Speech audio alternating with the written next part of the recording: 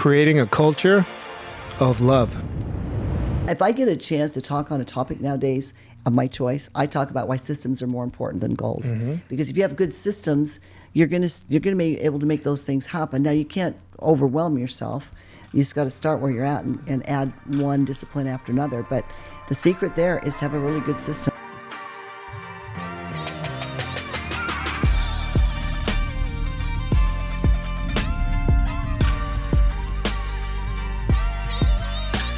Welcome to Life Mastery with Sherry Fernandez. Thank you. Actually, I mean live through love. Thank you for coming into the studio and joining us. I'm excited to have this conversation. Yeah, me too. I've been real curious about it. I'm excited to be here.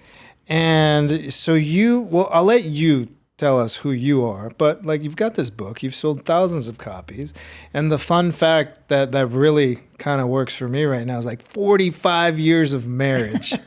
Yeah, you're talking about love. Yeah, 45 years of marriage is 45 years of love. That's like, a record. That's incredible. Yeah. Like I'm going on 5 years. This is going to be my 5th year. And we're going to renew our vows every 5 years. So in September, we're going to renew our vows somewhere. We're thinking maybe Costa Rica. But I just can't imagine. Like, that's another 4 decades. Yeah, but the thing is, I mean, I know it sounds like a long time to you, but, they say when you're having fun, time flies when you're having fun. But we really have just love being married, both of us, and he's here in the studio, so I'm not kidding you.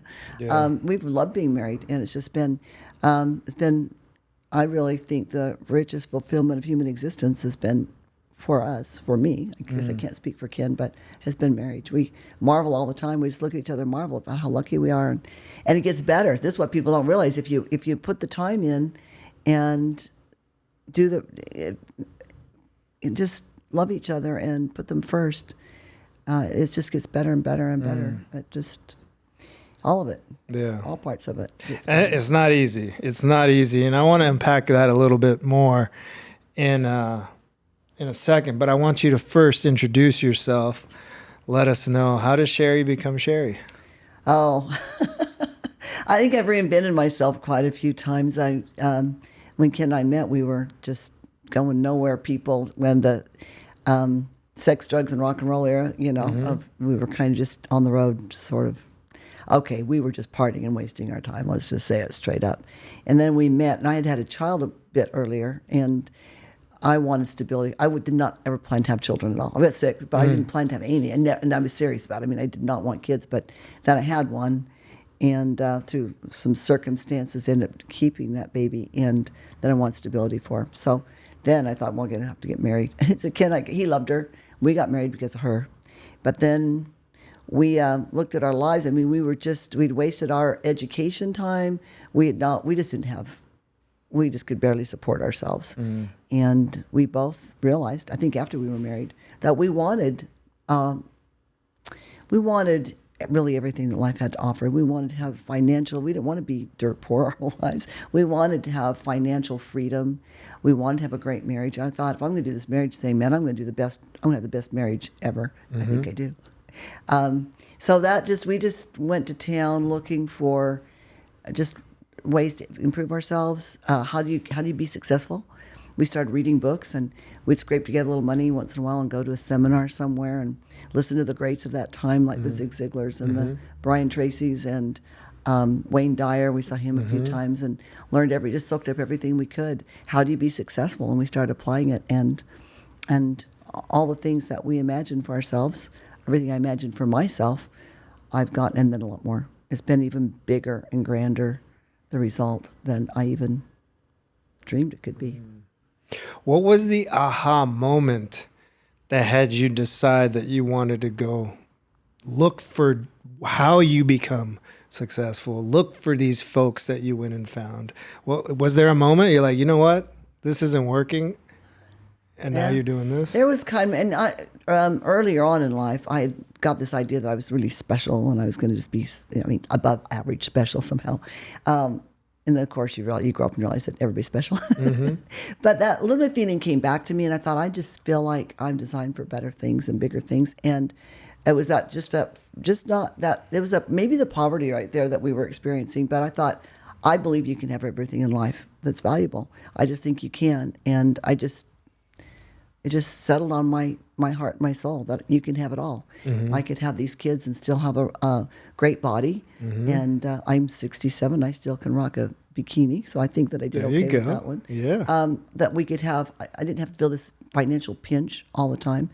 Like how to put food on the table for our kids. I mean, like that. I mean, Ken worked 2 jobs. I did daycare, and we still just struggled. And I just knew it didn't have to be like that. That I could get the education that I missed during those years that I was killing off brain cells instead of developing them. That I could be well educated. I guess have it all, and I think I have it all. No, you do. It isn't overnight, you know. I mean, it's baby steps. It's just baby steps, one after another. But Kenneth had a goal to be a millionaire be worth $1 million by the time he was 40. At this point, right, we're in our mid-20s and we're not worth anything. We're a negative something. But started our own business, and that was mostly Ken because I was raising the kids. But hit that mark not too long after he was 41. Amazing. So, and then from there, of course, it just once you get that point, you can continue to grow that. And, that's what we got here. And then one of the things I think you're asking me is how to get to be from there to where I'm on your show. Because we were making above average rapid progress, I think I was asked specifically.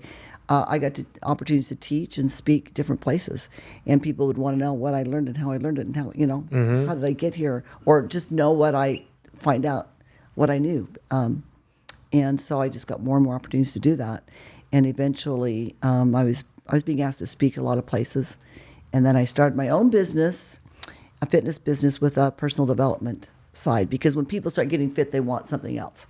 So we had a personal development. I was already into that kind of working in that space anyway.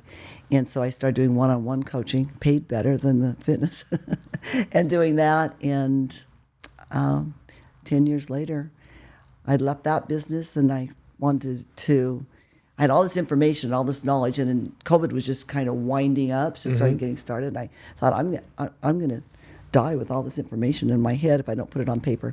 So I wrote the book. I've been asked a lot of times to write, you should write a book, and I'd always say, no way, I'm not a writer. But turns out I did a pretty good job. I'm a better writer than I thought. So anyway, that's kind of the short story of how I got from the rambling short story of how I got from there to here.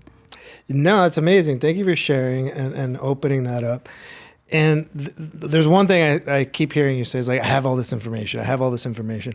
I believe that a lot of us have a lot of information, or we know where to seek the information, but we don't know how to apply it. Yes. And that's the big difference. So how do we go from having knowledge? We know that to live through love, we choose love more than fear, love ourselves. But okay, so we know this, but how do I start applying it? Oh, that is the crux of the whole issue for me. And that was my problem. I'm listening to all these great teachers, but I'm like, okay, I'm motivated. They were great at motivating me, but tell me how to apply it. And I had to figure that out myself. And one of the things I'm most proud about Life Mastery is it gives you something to do. It's not just go get them. It's here's a first step that you can take.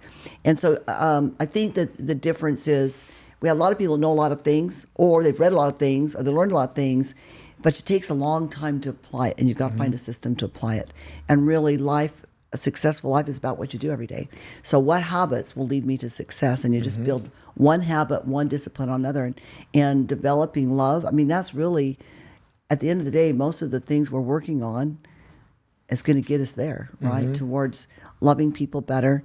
So I think through the affirmations that I teach about, written daily affirmations. So I go through my written daily affirmations. The majority of them are about how I treat people.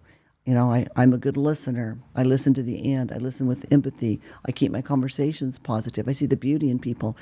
Training myself. You've got to do something. You can't you have all these great ideas and feelings. That's great, but you've got to go do something and change you. And I think that's the difference between understanding it intellectually and actually being a person out in the world. And just feeling it isn't going to be enough. You have to actually do something with it. Yeah, you have to take action. Yeah, take some action. Go make a difference. You're not, and you change you. You change you, and then it changes everything. Yeah, because sometimes people are like, so you write love on walls. You think you're going to change the world that way? I'm like, yeah. And love is an action. Every time I write it, every time I do something, have a conversation, I'm choosing it and practicing it and moving it forward. Yeah. It's on your mind. You're doing something. It's becoming more of who you are. Every time you talk about it, every time you do an interview with somebody like this, it's a little more on your mind, and you're learning and applying it. You know, you can't do this and then go out and, you know, kick dogs and people and stuff. You go out, but I know you'll walk away from each one of these interviews being a little better person. You just have to, doing what you're doing. So it's great. Yeah. No. So the title of the book is Life Mastery, right? We are born.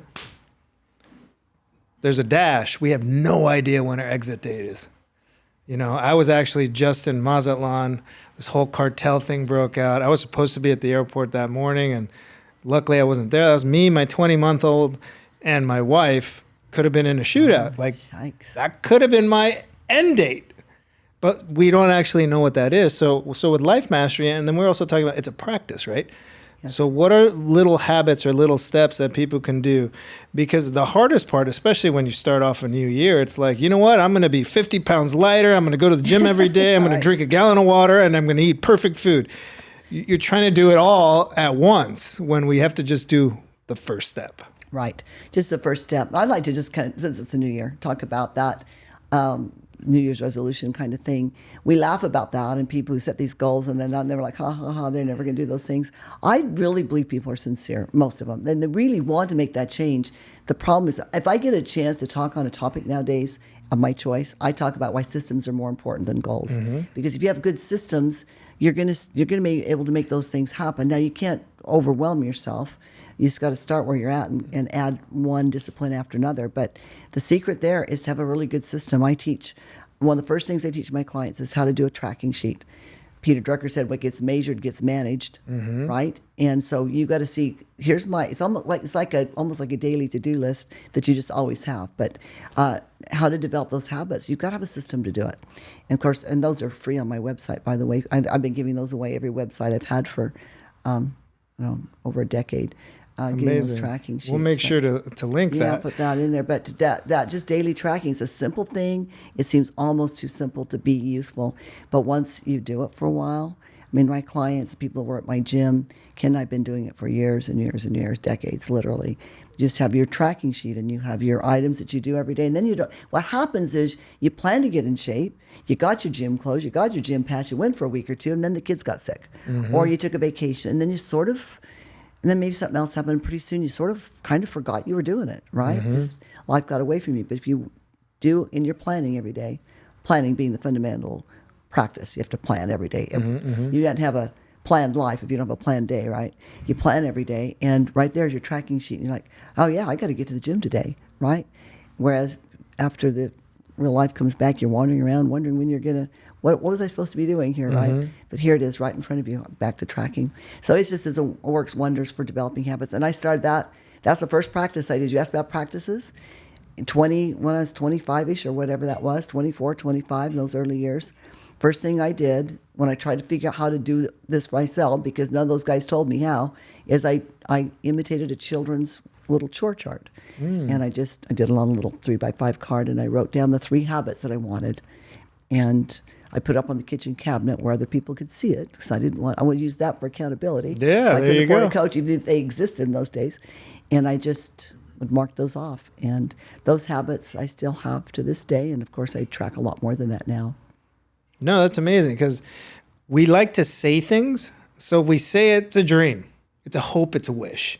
And then if we actually write it down, now it becomes a goal. Yeah. Then if you put it publicly for someone to see it, now you're being held accountable. So backing up all those things to help you stay on the plan or on the system. So, as a guy that I operate by, I'm a true artist. Like, I'm a creator. I'm all over the place, but I'm also like both brains. So I could plan and see strategy, but I don't want to do it. So for people that just are not planners, what are your tips and tricks to make sure they stay on a plan? Yeah, it's a skill like any other. People say, Well, I just don't like to write things down, or I'm just not a planner. Well, just discipline yourself and to be a planner. I mean, you don't. Some people like to just really plan all out. That's not me either. I don't. I'm busy. I don't want to spend. There's some planning systems and goal setting systems that are so complicated. I'm tired just looking at them. Yeah. I got to have a simple system and go to town. But I'd have clients, and we had a fitness business. It was boutique, intense workouts. And so we would track certain things. How many push-ups can you do in 20 seconds, for example? We call them a Tabata sheet. How many squats can you do in 20 seconds? And then track them. And some people would say, well, I just don't like to write things down. Well, that's fine, but what gets measured gets managed, and you can't be honest with yourself, and you're not going to get very far if you don't learn how to write things. It's just a fact of life. So if you really want to have a designed life, you don't want life just to happen to you, you have to be a planner. You don't have to spend your whole day planning. Obviously, you can plan. I don't spend more than a few minutes every day planning my day, but you've got to plan it, or it won't happen. And it doesn't matter whether you're creative or you're right brain or left brain. Everybody has to do it. Some people will go really into it, and that's good too. But everybody's got to do something. It's just how it is. Something's better than nothing. Yeah, it's just if you just take a look. Otherwise, life just happens to you. You know, you get up, you go to work, you do your thing, you go to bed, and day after day, and week after week, and month after month, and year after year, and nothing changes. I often ask my clients, if you took your life right now today, and you keep doing the things you're doing right now, the same habits you've got right now, where will you be in 5 years? This is when I first get them right. Same spot. Yeah, you'll be in the same spot, right? So maybe unhealthier. And worse, actually, right? Yeah. Because the average American gains, half a pound of fat a year? So... No, that's interesting because there's certain things I track. Like I track my meals. So to make sure I'm eating enough. You know, I track my fitness to make sure, am I getting stronger? Am I improving? Am I performing? In my businesses, I track like email open rates and email list growth and sales numbers, KPIs. Like, so if we're committed to a goal, so I don't like doing all those things. No. Sometimes they become a habit. Now it's autopilot. Yeah. But if you're so committed to that end goal, you know what it takes to get there, that you just have to do these things. And instead of saying, I have to, like, we get to do them. Yeah. How bad do you want that goal? How bad do you want that goal? And not all it's going to be, you got to do those things. Not all of it's going to be fun. You've got to track it. You don't know where you're going if you don't know where you're at, right? And you don't know if you're making, have you ever done that thing where you go to the gym, maybe you've got a plan for a while, you're lifting weights or whatever, and you got this, you're tracking it in your little book. Then after a while, you think, I know what my weights are. And then you go back to it and you realize you've dropped your weights by quite a bit, right? Because you're kidding yourself. It's so easy to kid yourself if you don't have it written down. I have a lot of my clients will say, when I first get them, well, how often do you work? I want to work out every day. I don't pick their goals. They pick their goals. But, okay, they want to work out every day. Okay, well, how much are you working out now? Well, I'm working out, quite a bit, 3 or 4 days a week. All right. Well, then they come back, I was not working out 3 or 4 days a week. And they really thought they were until they start tracking. They're like, yeah, I wasn't even close. I was doing maybe 1 or 2 days a week. We just kid ourselves. You got to have it. You got to track it. Got to track it. Keep track of it. Be honest with yourself. And like you say, you got to break those goals up. I've got to do these things, and how I know I've done them unless I track it. How do I know if I'm getting where I want to go unless I track it? No, totally. So how do we start applying that to 45 years of marriage? I said I was going to go back to that, right? The divorce rates in this country are like through the roof. I know I didn't get married just to get divorced. Like my wife and I talk all the time. We've done counseling. We've done preventative things. It's up and down. There's plenty of beautiful moments and there are hard moments. And I think a lot of people quit too soon. And I think we do it on everything. It's not just the marriage. It gets hard, we quit. Yeah. The job gets hard, I'm out of the project. Training gets hard, I quit. Like many days I don't want to go to the gym. But I know that I'll be better off going, even if I go and just do the best that my body can do that day. Yeah. Right? Yeah, the habit's more important just on the gym thing. I used to have clients would come in and go, well, I got this injury or this thing. Well, come anyway. Come to the class if you sit on a chair. Well, they never sat in the chair. They could do more than they thought they could. But the workouts you don't want to do, or the thing that you know that you need to do for the marriage, those little things that you should do, the day you don't feel like doing it, that's the most important day to do it. Because that'll be the day that will be the beginning of the end of the habit if you don't. And it keeps the habit. And it's a discipline, right? Back to the marriage thing, it's like everything, you've got to kind of keep track of things. Relationships grow on time. So you have to make sure that you're planning time. I recommend people, and I'd recommend this frequently because I've taught a lot of classes on marriage, that you connect every day. You spend some time to connect every day, which is not about the kids or the bills, just maybe it's just a few minutes of pillow talk or whatever. Ken and I are big believers on going to bed together and getting up together if your schedule can handle that. And then once a week, you need a time away from it all, a date, time away, which isn't like, in fact, I don't even think movies are a great idea because you need some time to connect, right? Unless you do dinner first. And then regularly get away from it all. Just pretend like you're new lovers again and go get a hotel room somewhere and maybe spend a weekend. Try to get a trip once in a while. Mm-hmm. That time is what relationships grow in time. That's all of them. Friendships, children, marriages, they grow in time. And then the other thing, I share this in my book, but I think it's good. And since Ken's here listening to the interview, early in our marriage, Ken was raised in a family that was very frugal. And you just turned the lights off when you left the room, right? I was raised in a family that was not frugal. They had no money, but we weren't frugal either. And you turned the lights off if you wanted the lights off, and you turned them on if you wanted them on. Otherwise, we just left them alone, right? Mm-hmm. So he would, early in our marriage, and remember, we really are struggling, although I said we're only talking about pennies here, which I think is true. Anyway, he would kind of stomp around and shut the lights off around the house. And I do like lights. I do like a house full of lights, so that was part of it too. And then one day I noticed he quit stomping around when he turned off the lights. And so, remember, we're only married like a couple of years at this point, the most. And I said, I noticed that you don't seem angry about the light thing anymore. He said, I just realized that you're more important to me than the lights, right? And so he still turned them off, but he didn't let it make him angry at me. And that's kind of how you got to live. Like, the relationship is more important than me being inconvenienced at this moment. And if you can keep that at the forefront. And same thing with your kids or even your coworkers and other people too, but that marriage especially. There's so many little things that can rub you the wrong way, but stop and think, this relationship is more important to me than whether I get my own way here. And then if I take an aside, one thing I have found that's been super helpful is meditation, because it's made me more aware of my thoughts. It made me more aware of when I'm being selfish or when I'm being self-centered or when it's my ego or when I'm being irritable when it's not really called for. Well, it's never called for. Mm-hmm. So that's been one thing that's helped me be, I think, a better person. So on the first part, relationships take time, marriage takes time. Like, I see that when you start dating, honeymoon phase. And then it changes and it evolves and it changes. And I think I've been in relationships where I feel like it's caught up in a rom-com. Life is not a rom-com. No. It's just not that, right? So it's like we can't get caught up in these other things or trying to compare or what you see on Instagram versus what is really reality. Mm-hmm. So I believe that as we grow older, the relationship's going to evolve. It's going to change. We're going to, as long as we're growing together and growing in the same direction, I think that's really good. And then the light thing, because I have a light thing, I have an open door thing, I have the clothes everywhere thing, and I'm sitting here. And then what you said, your husband said, I'm like, that's true. It's like my wife's more important than all these things that bother me. But sometimes it's funny because she's flustered about the mess, but she's the one creating the mess, but so I can't say anything. So another thing I learned is like, I got to close my mouth more than keep it open. And that's been the hardest thing, but I'm getting way better at it. Because is it worth it? Is it worth look. No, it's not worth it. And the other thing that has helped me a lot is, I think my first thought is, oh, that's irritating. My second thought is, I wonder what I do that's irritating. And that, I don't know where that came from. I did that right early in our marriage. So I might be worked up over something.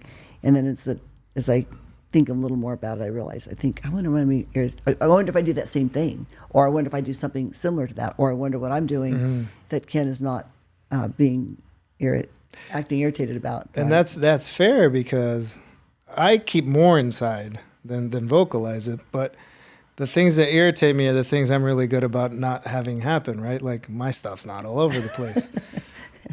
But that's me and my thing, right? You have your things. We all have our own things, but what am I doing that does irritate my partner? Yeah. That I don't know, because she might not be doing it, but then I'm doing it. So that's a good perspective. Yeah, it's fair to say, like, in all fairness, I should make more effort. He doesn't care anymore. I should make more effort to shut the lights off. But I'm never going to be good at it, probably. And I've got all these other things I'm working on that I think are kind of more important to me. So if you're married to somebody who's working on themselves, which I am, you give them space. Like, who am I to say you should work on this thing? Like, turning the lights off when they're busy working on something that to them is bigger. I think it's really important to be married to somebody who is always trying to improve. And then just give them the time and space and let them work on them. Mm-hmm. Once in a while, there'll be something that you'll need to bring up, and say, here's a problem for me. And maybe you'll work it out. And maybe somebody can make an adjustment. But once you've done that once or twice, then it's just nagging. So they know already. Like, I already know. I knew quite quickly that he would let me turn the lights off, right? Doesn't have to tell me again because I already knew that I'm just not doing well with it. So, you just, we bump up against each other. Being honest about what's really bugging you. A lot of times it's just not getting your own way, or an ego thing. It's not a big deal. If it's a big deal, talk about it. I hope that, you should be able. I used to teach classes for people who are getting married, dating, relationships kind of classes. And to make sure you can talk about anything with the person before you marry them so that you can talk things through if they're really a problem. But we can just let a lot of it just go. Mm-hmm. Yeah, one of the 4 agreements, don't take it personal. I think if we realize we got married for a reason, this is our best friends, our partners, they only have our best interests in mind. So why do sometimes we get into these things like, why am I getting defensive? She's not attacking me, but this is our own stuff now, right? Our stories, all our triggers, all our things. But if we don't take all those other things personal, like, that's not being done personally against me. Like, there's a million and one things happening. Yeah, not married to a perfect person. They're just people just doing the best they can. The other person's doing the best they can. They're not trying it as a rule. Now, if you have married to somebody who is out to get you, you probably ought to rethink that. That's a whole different. That's a whole different combo. Yeah, but most, usually we're just two mortal people filled with faults and weaknesses, trying to be better. But the beautiful thing about marriage is it's the best way to develop qualities like love, being able to love unconditionally, learning how to monitor your own mouth, your own feelings. There's so many things, learning how to listen. So many things that we learn that make us a better person in a marriage. You mentioned the romantic comedies. I just want to go back and I don't like them. It's like when they finally get together at the end, I'm like, you just did the easy part. The real thing, the real love starts here. Yeah. And this is where the real sacrifice. You think it's a big deal. They don't show the sequels to that. Yeah. So I tell the story in my book, but it was really profound. My dad had died not too long before I wrote the book. And I learned a valuable lesson, fortunately, before he died. So I didn't have to be left with this baggage. But my dad was not an emotional kind of guy. And my parents had their own problems. It was not... they're pretty fairly self-absorbed, and that's a more complicated story. But I always knew my dad loved me, and what I realized is you don't get to choose the way people love you. He loved me the way, like I told you how poor we were. One time he was doing salvage brokering, and he salvaged this truck that had been an Associated Food Stores, whatever that is, truck wreck, and so he filled up his back of his pickup with broken boxes and brought all that food to our house. We lived on that for like 3 years, and we needed it, right? That's what my dad did. My dad, I'd always be like, why doesn't my dad do this? Why doesn't my dad ever come by and just see the kids? Why doesn't my dad do this? That just wasn't the way he showed love. He showed love the way he showed love, which was if I was in need, he'd show up, and the rest of the time he's going to leave me alone and let me live my life, which really was what I needed, actually, more than his involvement. So what I learned from that, and I think it applies in any relationship, your wife's going to love you the way she loves you, that way she loves you. And it might not be the way you want to be filled up, but it's her way, and you don't get to choose. You don't get to choose how somebody loves you. They do it their way. But what's cool is if you can learn to let it in, it solves a lot of the problems. Learn to let it in. That's huge. And love language is a huge thing too. It's also, though, we each love our own way, but learning to love their way as well, right? Do it your way. Don't let that get affected. Don't change. But we can also learn to meet in the middle. Like, okay, how do you need me to show up? Let me try to also show up that way. Absolutely. In fact, I would say, I think you're referring to the 5 love languages. A really evolved person can feel and show love in all 5 of the languages. We may start off with a couple, and we like to hold on to this. Well, this is my love language. Well, grow up and try to find some new ways to show love and experience love, right? just be a more mature person. I like all And- the ways. Yeah, like all the ways. Like, buy me presents, give me words of affirmation, Touch be my affectionate, touch my leg. Right, give them all to me. Yeah. But let me also give them all to you and to other people, and just learning to love in all those ways so that they're all part of you. That's something to aspire to. So I guess I'm still a new dad, right? He's only 22 months, and you are a mother of 6. So how do we navigate that? Because you brought it up a little bit earlier, and our kid is our life. Like, he's been to 9 countries already. Like, where we go, he goes. I have events, he's at the event, and the rare occasion we don't bring him, everyone's like, "Where's Remy? Where's Remy?" What? Because he's the life of the party.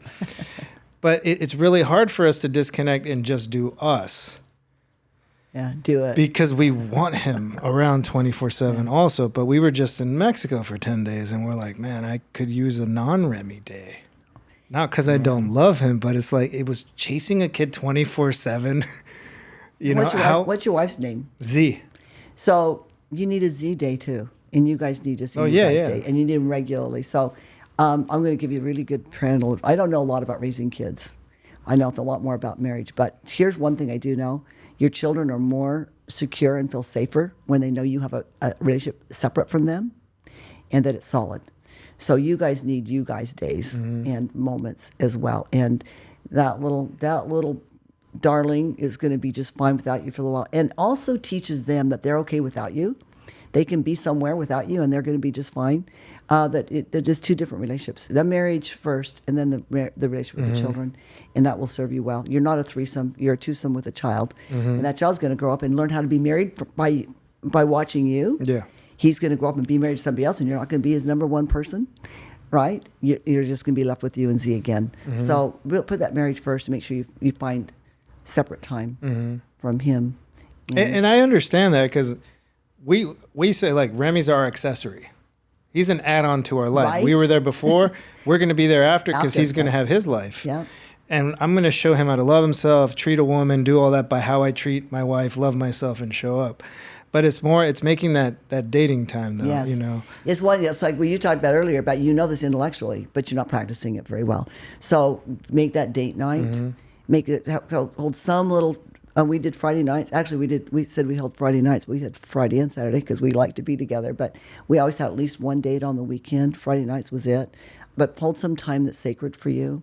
Make sure that your bedroom space is your space, and that's not a free flow for anybody else, including your children. They can come in. Just knock first, Make sure he understands, and your future children all understand that your relationship is something separate from them. You love them like crazy, and they will serve them in so many ways, as well as serve you. And if the marriage survives, the children, here's the biggest problem with this divorce thing in my mind, is once the parents get divorced, then their personal life outweighs the needs of the child. Then they're no longer, is it us taking care of a child? It's now I've got this child, but I've got also date, and I've got all these other things going on. The child becomes like they drop in their importance in our lives. And I think it's tragic that happens. The kids are the ones that They become a pet. Yeah, That's they become and it's like, or like an object. Who gets the children this week? And it's sad. I don't like it. I don't like seeing what happens to the kids. Yeah. And you can't get around it. They're always going to be changed and damaged from the divorce. And again, we all have our stories, and we're going to carry that into the future, into relationships. Yeah. So we're going to mess something up, but let's try to do the best we can. And I'm having this conversation. There's people that aren't married. There's people that don't have kids that are listening too, and are on that trajectory or past that trajectory. I think it's just good to have these conversations, because it goes into relationship with anything.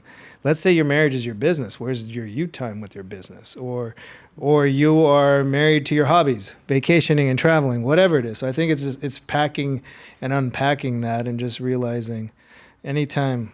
Also, to give you kudos again, I meet someone that's been married for decades. Like, you got to have the conversation. It's interesting. It's special. It's magical. I really think so kudos to you guys. Thank you. So let's segue a little bit. Okay. How would you define love?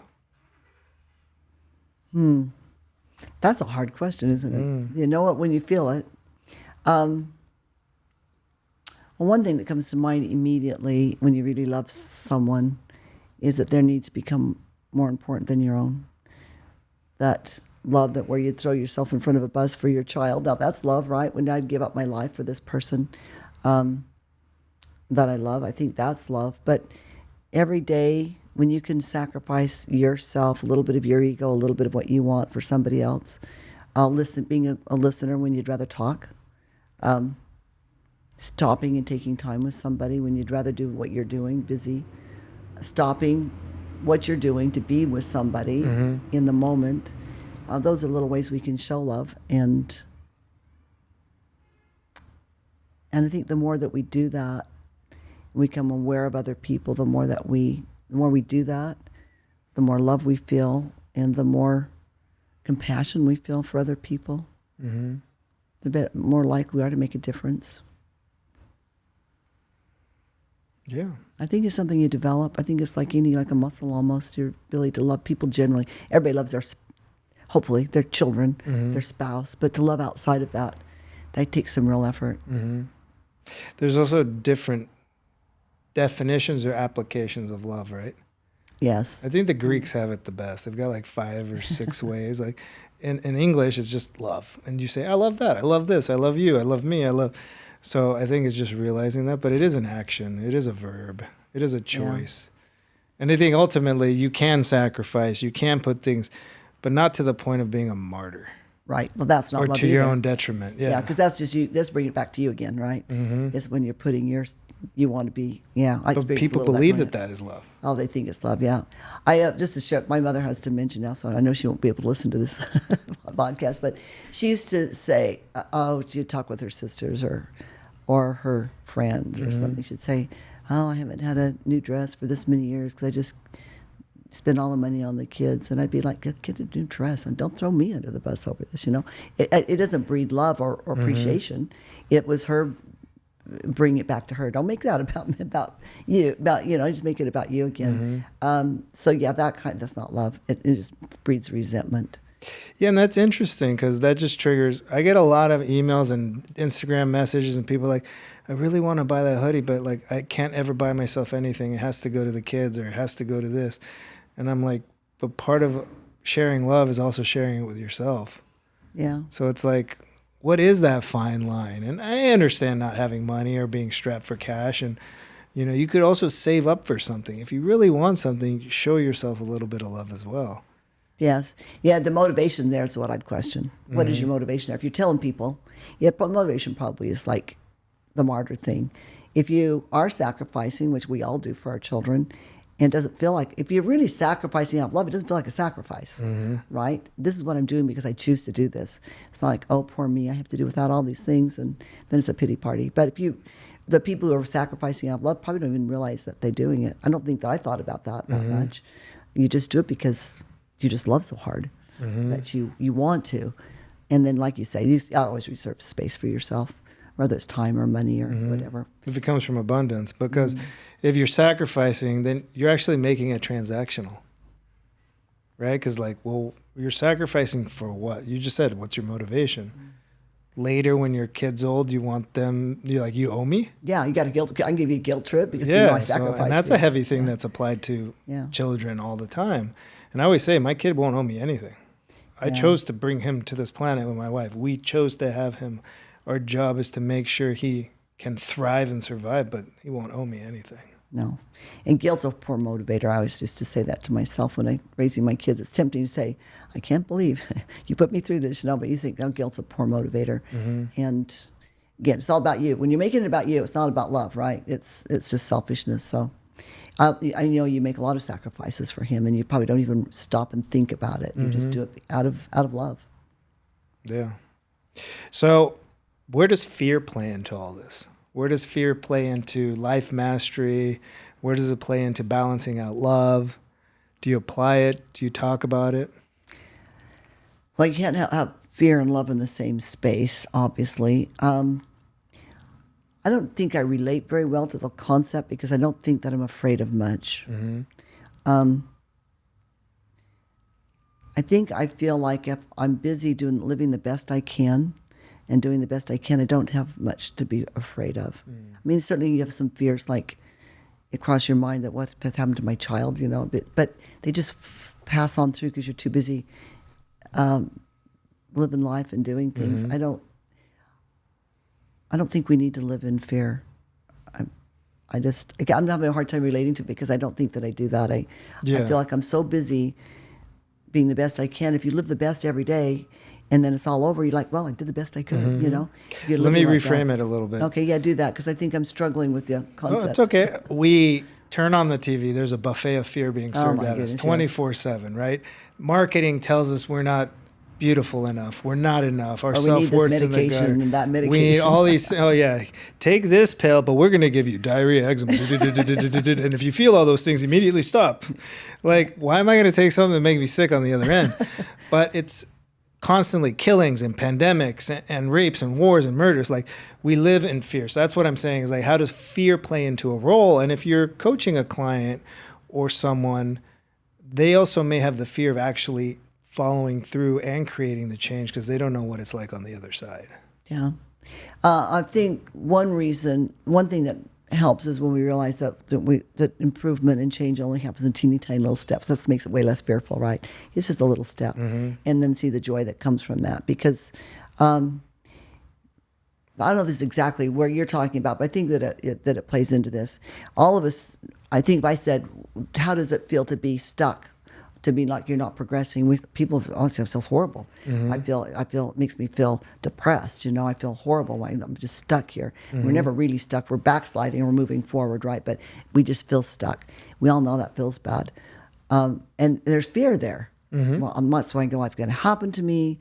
Maybe I'm stuck here, and I'm worried I'm going to get this disease, or there's a lot of fear when you're in that kind of a space. If you're moving forward, that's where happiness comes from. When we're moving towards our infinite potential, we all have this huge potential, and we're moving towards it, even the tiny steps, which is all there are. There's not much space for fear, and there's not going to be anxiety in that. That's where happiness comes. It's the opposite of being stuck, right? Moving forward. So if we're moving forward, I think fear takes care of itself. We might feel a fleeting fear here and there, but then we remember, I'm moving forward here. I've got things to do. And the fear fades away. Is that maybe kind of where you're going with that? That's us, how I guess, most relate to fear is. No, that helps. I mean, there's obvious benefits of fear, right? And there's also protective measurements behind fear. It's not saying fear is all bad, but I think living in fear is a problem. Living in negativity and doom and gloom and pessimism and why should I even bother? Because, like, why should I bother voting? My vote doesn't matter. I am powerless. Who cares? Let me just go complain with a bunch of friends that all think what I'm thinking. That's what I kind of mean by they're all living in fear or commiserating in fear.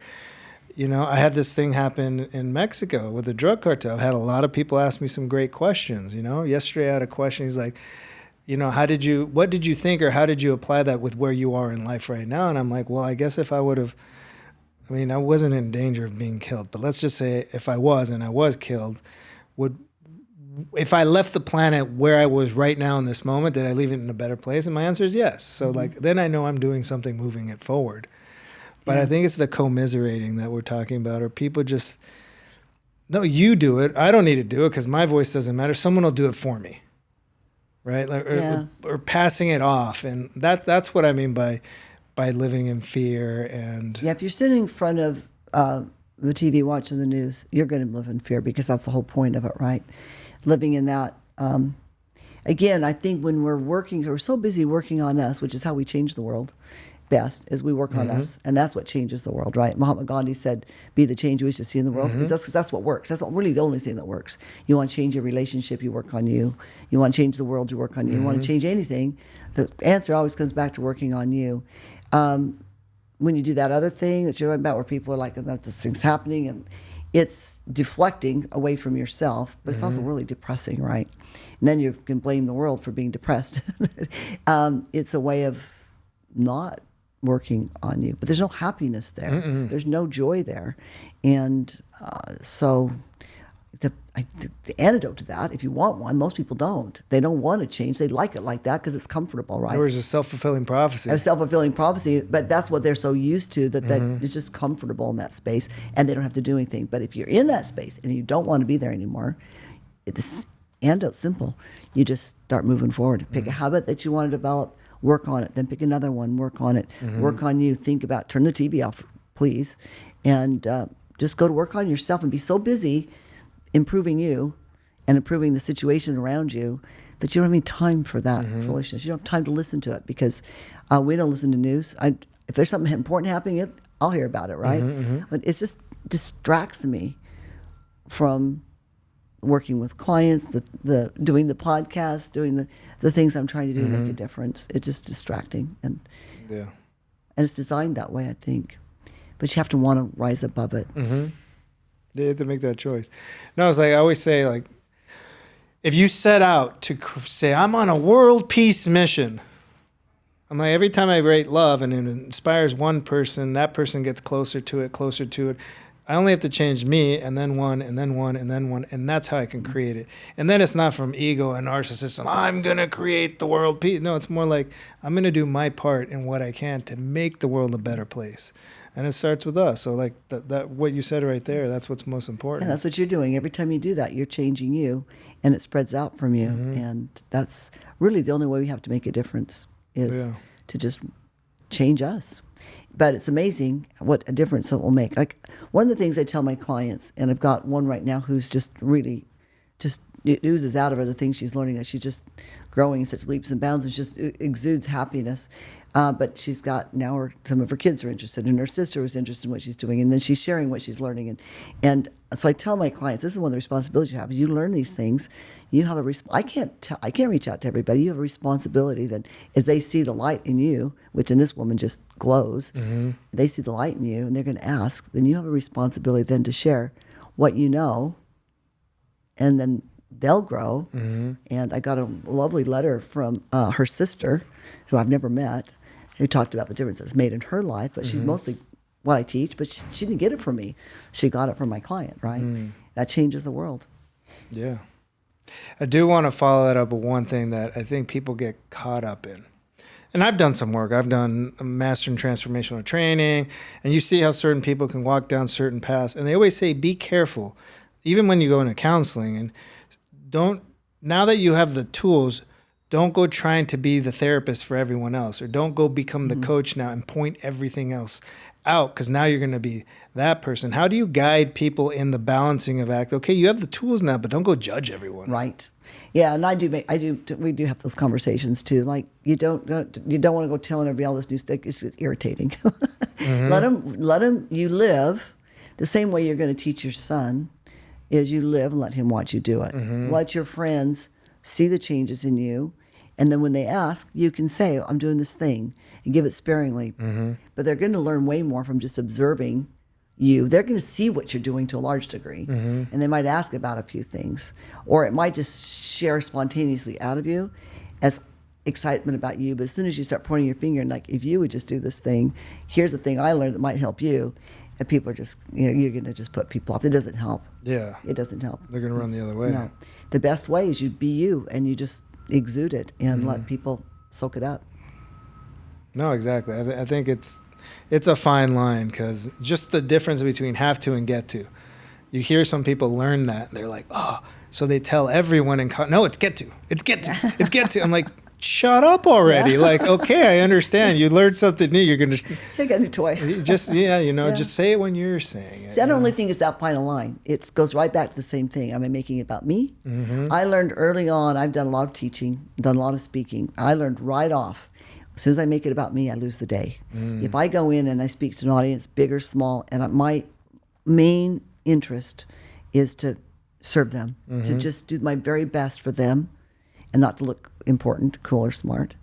It's coming in here to visit with you. My main interest is to come in here and look cool and smart and get you to buy my book, I lose the day. But if I come in and just share what I know and do my best to make your show good and answer your questions and just be myself, then I can make a difference. So I don't think it's such a fine line.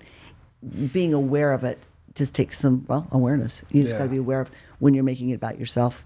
But When you're telling all your friends all these new things you learned, and you're telling show them how smart you are. You're not really trying to make a difference. No, I agree. No, I love that. It's very simple. Is it about me? Am I making this about me? Because we don't realize that. And you know which side of the line you're on. Yeah.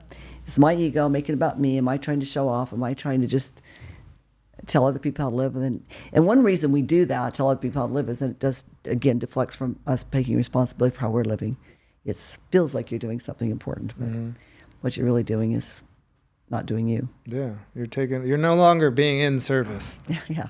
You're out. You know, you're just, now you're a salesman. Not that there's anything wrong with it, but you know, for the context. Yeah. And we all do that to some degree. I mean, it happens all the time, but the more we can be aware of when we're putting ourselves forward rather than just loving and letting people learn from us as they will. You teach amazing things just by living your life and letting people watch you do it. Yeah. No, that's all we can do. And there's only a finite amount of things we can actually control. Yeah. You know, we control what we say, we control our word, giving our word, how we show up. Yeah. And if we do the things we say we're doing. Yeah. The only thing we can control really is ourselves. And even that's hard. That's plenty, right? That's hard. It takes a lifetime to learn how to do that. Now, is there a question that I haven't asked you that you either love being asked or do you want to unpack a little bit? We talked mostly about my favorite question is how you can make a difference in the world, which is to work on yourself. I believe in that you can live without regrets. I think you can really live without regrets. I believe you should live without. Yeah, you should live without regrets. Doesn't mean you won't make mistakes, but like Ken said, you can go if you could go any time and be okay, like I'm doing well. Doesn't mean you don't make mistakes, but if you learn from them and you're growing, I do think you can live without regrets. And if you live intentionally, I think you can live without regrets. I agree with that. I have 2 regrets in my life. Number one, and I can't change them. I'll show you how I changed one, but not the other. One, I didn't go away to college. I stayed here. I never left.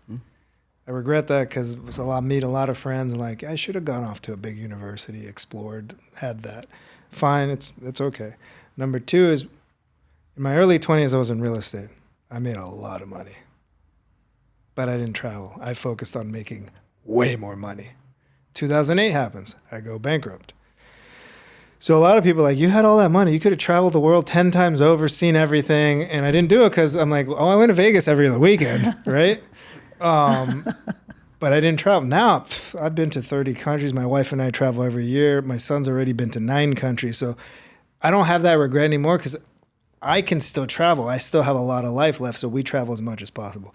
I can't go out to university. I don't need to go back to college. I got so many degrees. It doesn't even matter. But I can't change that one. But what I could do is show my son, hey, if he wants to go off to college, I'll encourage all those things. So, but I agree, when you hear people say, oh, I wish I didn't date that person. That date, that time led you to your wife now or your husband now. Yeah. All the things we do lead us to who we are right now. So we shouldn't regret it. So I don't really regret not going away to college because I wouldn't be who I am right now. But I've made up for it in seeking those experiences and living the life as much as I can, right? So we can kind of balance it out, I think. Yes, I absolutely. You learn something and things that you'll teach, and you wouldn't be the person. I say this frequently, and I think it's in the book too, but if you like who you are, you have to like everything that ever happened to you. I had some things that happened to me as a child that really shouldn't probably happen to children. We preferred that they didn't. But I don't have any bad feelings about it or carry anything with me because I like who I am. If you don't like who you are, you just got to go to work and do the things you need to. I have one regret, and that's that I permed my hair for 30 years. I found out I've got great hair, and I don't know why I did that for. And that's not my only regret. Even though I did a lot of things that were damaging. Yeah. That I damaged myself, either my soul or my body, or back in those party days, there's some things, really would have been best not done. But I don't exactly regret them, just like you don't exactly regret going to school because I learned so much. People think I'm really wise.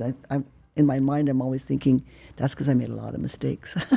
Yeah, but you learn from you also. Yeah, I'm good at learning from my mistakes. You learn and move forward, it's okay. Yeah. I've been bankrupt. I've had DUI. I've been through multiple business. It's part of the life. It's part of life. Life is just a whole series of experiences. Yeah, the DI was way before Uber. There's no excuse now, people. Uber, yes, Lyft. and yes, and don't do what you did. Yeah, but as we start winding down, I want to ask you something, because a lot of people get caught up in what's my purpose? Why am I here? How do I find this meaning? So like in some of your clients, or just even yourself, I believe that our purpose shifts and we can continue finding and evolving it. But like, how do you weigh in on that question? Do people ask you like, I'm not living my purpose. I don't know how to find it. I don't have purpose. Well, one of the things I do with clients, and in my book I talk about how to do this too, is discovering a mission statement that serves you, which is a just one line mission statement. And what I find, while the way you exercise that mission statement will change with time, your actual mission is, because you've got certain gifts that you're here with, and I do, and everybody has some kind of a gift. And our job is to figure out how to use that gift to make the world a better place, and that's usually going to be consistent. You'll live that mission in lots of different ways that you already have, and you'll continue to. But the mission itself will probably, the essence of it will probably always be the same. And so that's, I guess my answer to that is have a mission statement. I walk you through it in the book, and I'm happy to walk people through how to develop one. I seem to have a knack for it, because I know when somebody's got it right, I just get this goosebumpy feeling like, oh yeah, that's it. But yeah, having a mission statement. Then when you have to make decisions like, should I, like I tell this story in the book, but so the recession hit, and we were partly retired, and Ken was planning to be completely retired. Our last child was graduating. We were going to ride our bikes across the country, and then we were going to travel, and then we were going to maybe do some missions. We had all, I mean, this is 2008, right? Something like that. 2008. You were retiring, I was bankrupt. Yeah, we were retiring. Well, we almost went bankrupt too, because in the recession hit, we had a construction supply business. Ooh, yeah. And so Ken had to go back to work. So now I don't have a plan. And my dad was I said, I'm going to open this fitness business. And my dad was incensed. He's like, just drive your convertible around, play with your grandkids. You've worked hard to get here. So I can't do that, because I've got this drive to fulfill my mission and make a difference in the world. I mean, I could have done that, but it actually sounds boring, for one thing. But I have a mission, right? So you have to make a decision like that. Or at the end of the day, when you have this mission to how you treat people, at the end of the day, when you're tired and you don't want to be nice to the person checking out your groceries, you think, oh, I just want to go home. But then you remember you've got a mission. And so you say something nice to the person, thank them for checking out your groceries or whatever. It's just something that serves you in all the big and little decisions, if you know what you're about, how to use your gifts and how to make a difference. So mission statement. No, it's interesting, because when we think mission statement, I have mission statements for all the things that I'm doing, right? Mine's inspiring others to see the world through the lens of love. Yeah, perfect for you, yeah. So that's it. And then, but sometimes we think only companies have mission statements. These big brands have mission statements and taglines. But you're like, no, what if you as your own person have your own mission statement? Yeah, because you are your own enterprise. I like that. Yeah. Like, that's a cool thing to think about. Because in some of the work, we have our contracts. What is your contract? Like, I'm a strong, loving, vulnerable man. Yeah. Right? That's my contract with myself, of like how I'm trying to show up. And there's people that have that, but the mission statement. Person. Yeah, it's also governing values. And it's just a question of terms. This is what I call this mission. One line that you keep in your mind that you can remember easily. Mission statement. Governing values. I think it was Hiram Smith that dubbed them. But that's like your constitution of what you believe in, who you are, what you believe in. But this mission, that's important. That's long, or can be longer. But a mission statement, just a concise statement of how you use your gifts and how you show up in the world and serve you really well. Yeah. It does serve you. Mine serves me. I wouldn't be here if it wasn't for the mission. What's your mission statement? It's to use all of my knowledge, wisdom, and personal power to inspire others to live with purpose, passion, and faith. Purpose. Mic drop. Yeah, there you go.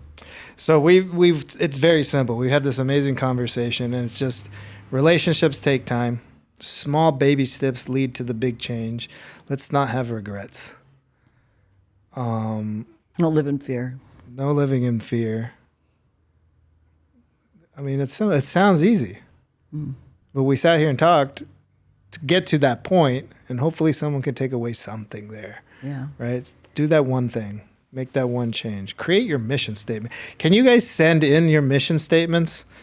DM me, email me, send them in to Sherry. Yeah, I It'd be wanna see 'em. amazing to hear Yes. some of these things. I love a mission statement. Yeah, I'd love to see mission statements. One of my favorite things. Yeah, so that'll be a lot of fun. So, final question.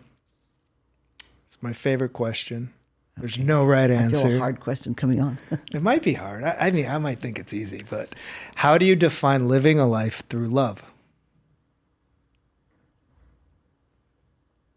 I know I just sound like this broken record, but I think it comes back to just working on me so I'm a better person so I can love better.